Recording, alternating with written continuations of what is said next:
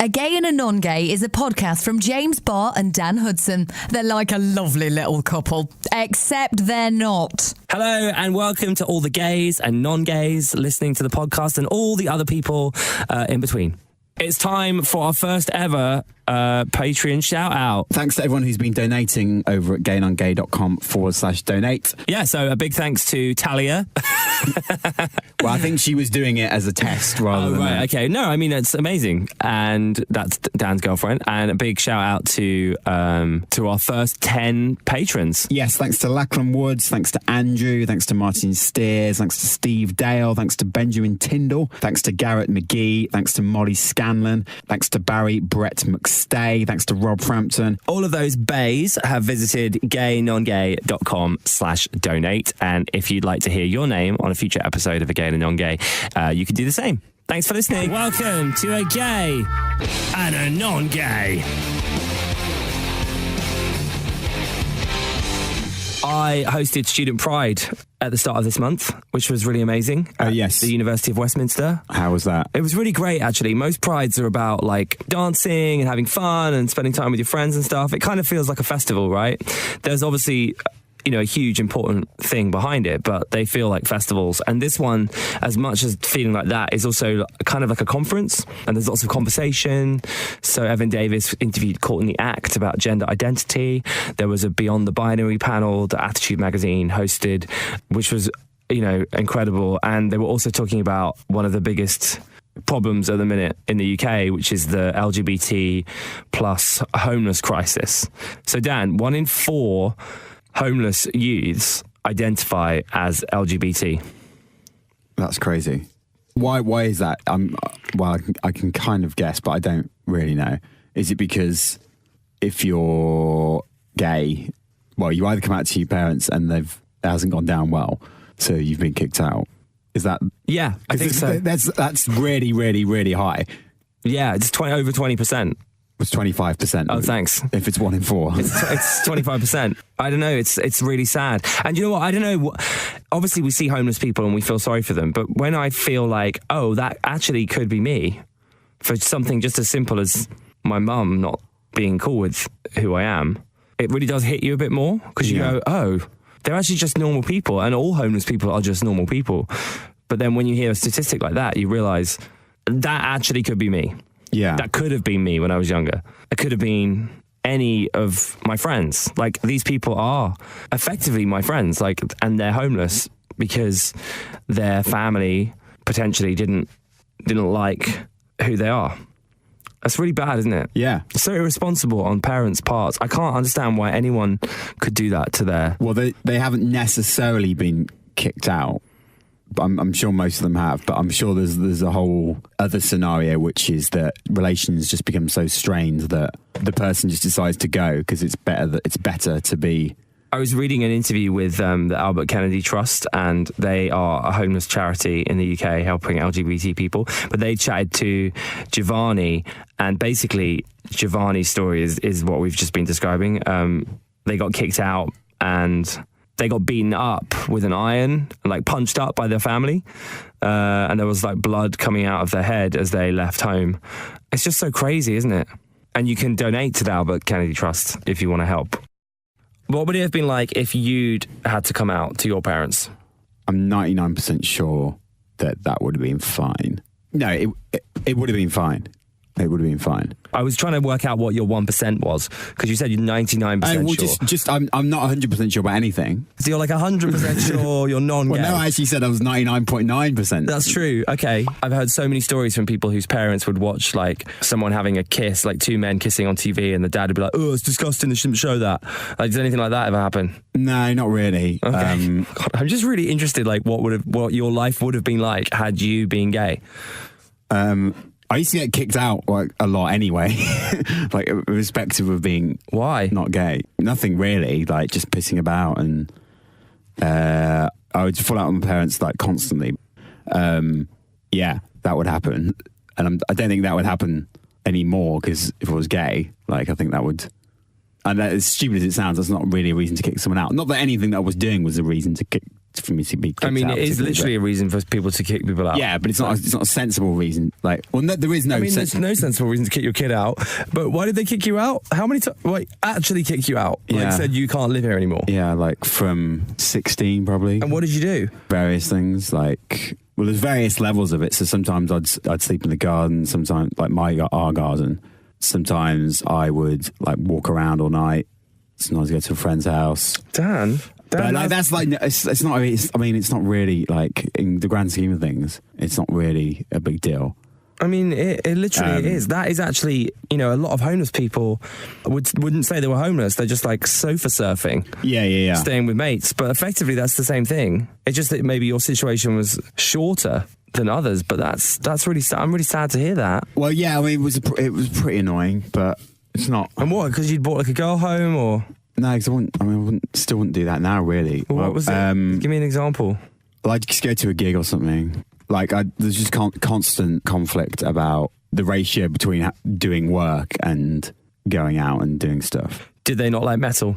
No, not particularly. But I mean, if it was reggae, that wouldn't really, I don't think that would have made a difference. It's the going out and spending money. Right, okay. Like normal parent stuff. Yeah. Parents have a lot of expectation on their children. In fact, we all have a lot of expectation on each other. Yeah. Like, that's why I've been failing at relationships. And not that I want to bring it back to me, but like expectation is just wrong. And in everything, life, work, like financially, you're a lot happier if you don't have any expectations. And people would be a lot better off with not kicking kids out. Like you wouldn't do that, would you? You'd be like, oh, my son's gay. Great. It's kind of easy for us to say that because, we're not parents. No, I don't mean that. Well, to us, the idea of it being a problem is so ridiculous that we can't comprehend why anyone would be like, have a problem with... A parent. Yeah. It's just stupidity. Two unlikely friends take on the world. So remember how you were testing me on gay sort of phrases that, and we got our voiceover lady to do some for us. Yeah. Well, I've been in touch with said voiceover lady, and we now have a smattering of non-gay. So what, you've got her to voice non-gay? Why? Yes. Why? This is an LGBT podcast. No, James, it's a gay and a non-gay. I don't want non-gay. It's bad enough that we've got metal in the jingle at the start of our episodes without you having get non-gay phrases. What are they? Well, like this. Cheers, mate.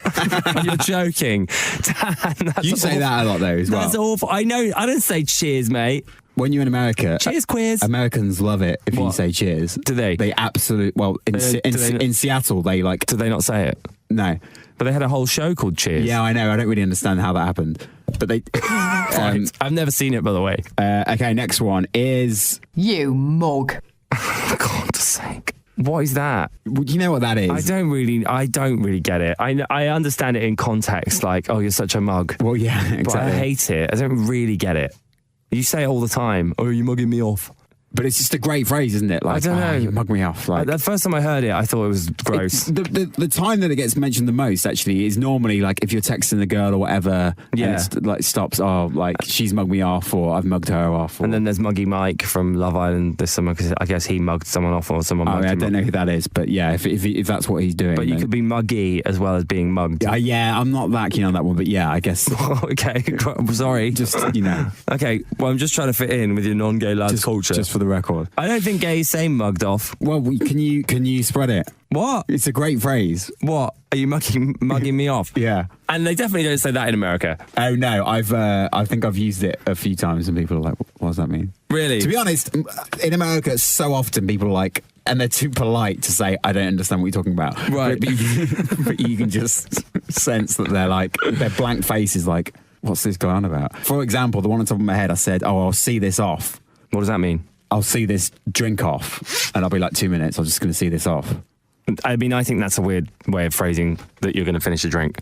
Yeah, I could say I'll see this off, like you're waving it off to war. But that is, well, you don't seeing it off. Seeing off. Right, this is the best one. Are you ready? Your mum. I mean, your mum jokes will never not be funny. I don't think they're funny. Why not? Well, your dad jokes are just as funny. Jokes about one's dad are just as funny about one's mum. What are you saying by that? Are you suggesting that you've slept with my mum? Or what is the joke? Because I really don't get it. I mean, I get it, but I don't get it. Because people say that all the time. Why is it funny? to mention my lovely mother? It just is, isn't it? But why? Just tell me. I don't know. You're driving me mad. Explain the joke. I don't have all the answers, do I? I can't explain why it's done funny. this. Like, explain the joke. What's funny about it, your mum? What's funny about that? Well, yeah, I guess I'm implying that I've been sleeping with your mum or whatever. Oh, right, good. So you are implying that? Yeah, on a very like basic level. So when people say your mum, they mean I've slept with your mum. Yeah, it depends on the context. Give me some context, because I don't fucking get it. Or like that your mum is an idiot, or your mum is X, Y, and Z, or your Why would you slag off my mum? Because it's funny. No, it's not because funny. It's not actually slagging off your mum. It's just slagging off like the generic person, your mum. What? That made no sense. That made no sense at all. Yeah, that made no sense. No, it didn't. Own your truth, Dan. If you're going to say your mum because the joke is that you slept with her or that she's stupid, then say that. You can't just then go, oh, it's about the generic term. But it is though. Well, it's not, is it? You're saying it to me. So it's about my mum. Well, yeah, but I can't believe we're having this conversation. This is such a ridiculous conversation. People will be listening to this going, why? James must know what that means. And I do, but I just needed Dan to say it. Okay, well, I've said it now. So that's what it's about. Right, great. Why do we all find that so funny? That's not funny at all. You do find it funny. You're I don't know if I do anymore. No, I don't think I do. I think it's actually really offensive. Your mum. Well, okay. Yeah, she's great. Thanks for bringing her up. I love her. I'm going to send her a text now. Well, as I said, it's not about her. It's about the generic. Right, fine. Cool. What's the next one? Person. Staying in that ballpark. That's what your mum said. Oh, for fuck's sake. It's like, same applies again. Let's not get carried away again. What do you mean? What does that mean? You're never using these, by the way. They're awful. I don't want our podcast to have this. That's what your mum said. Culture going out on it. No. It's a funny, everyone says, and I don't think this is funny, by the way, when people go, oh, that's what she said. This is the original of that. Okay, so when would you use it? I mean, the obvious one, this isn't funny anymore because it's been done to death. Why would you put that in our podcast, for example? If the sort of the end of the bit of the podcast ends like it was massive or something, right? You would say. I mean, that's the really cheap version of it, and that particular joke is not really that funny anymore because it's been done so many times. Right. A bit like your mum, but I'll save it for a good bit of the podcast, and then you'll understand it. I feel comfortable with you. But again, it's not your mum, is it? It is, though. I don't feel comfortable with you saying, like, oh, what? So we're just having a conversation. I'm like, oh, yeah, it was like, oh, I tasted like I kissed this. I don't know, what am I trying to say? I don't know, but please continue. I don't know, I'm trying to think of something funny. I don't feel comfortable with me just innocently chatting about something on our podcast that's happened in my life, and then you just firing off. That's what your mum said. I'm gonna say off the back of it. I'm gonna save it for a special. What? Like when I've said something like, "Oh, it was really big." Basically, yeah. Well, that's not funny. Say like I met her with my friend Simon, and we'd been out the night before, and he said, "Oh, like last night was amazing." One might say, that's what your mum said. To be honest, this isn't the kind of joke you do. Inferring that you slept with his mum? Yeah, basically. It's not the kind of joke you do on the regular. Would you sleep with his mum? I mean, like, she's probably quite old, right? Why? Well, I mean, because we're nearly 30, so his mum must be like at least 60. Not necessarily. I'm guessing. She could be 46.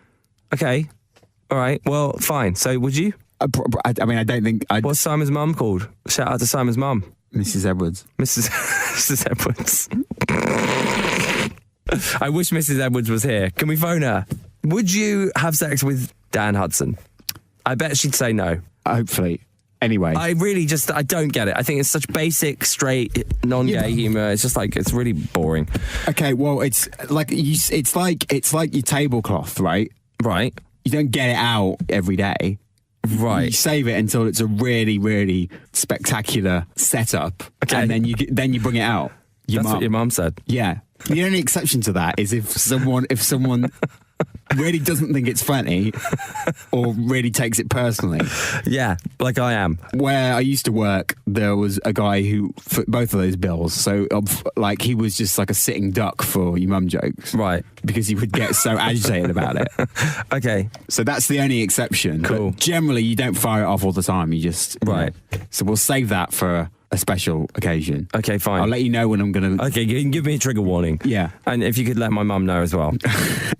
I wouldn't touch her with yours. Actually, this I find quite offensive. Yeah, I'm not sure about that one. Actually, now I've done it. What? I mean, sorry. I just don't. I don't. That's horrible. Sorry, voiceover. All of these are horrible. Okay, well, we'll put that one in the maybe pile. No, we're deleting them all. Why would why do people say that? I wouldn't touch her with yours. Okay, so just breaking that down, that means I wouldn't have sex with that woman with your penis. And that is what you say about unattractive girls, right? Yeah. Well, that's horrible. People don't realise the shit they're saying. I bet you said that and not even thought about it. I've probably said that. We've probably all said that. I haven't said that. I do say I wouldn't go near X person with a barge pole. Okay, you do say that. But that's not like a sexual thing. Well, that's not quite so misogynistic. I'd say that about, I might say that about, I don't want to see X person that works at X radio station. Right, okay. I think that's definitely going in the bin. That's what your mum said when she threw the condom away. You don't need to quantify it. Don't I? It was fine, yeah. Oh, I thought I needed to explain what I meant. No, because that's why you've hit the funny. No. You don't carry on talking. Oh, right, okay. I guess I just thought people wouldn't know that I meant a condom. Was it obvious? Yeah. Okay, all right, fine. At least you were wearing one. Find us on your socials at Gay NonGay. Listen at gaynongay.com or just search NonGay at your fave pod app. That's what your mum said.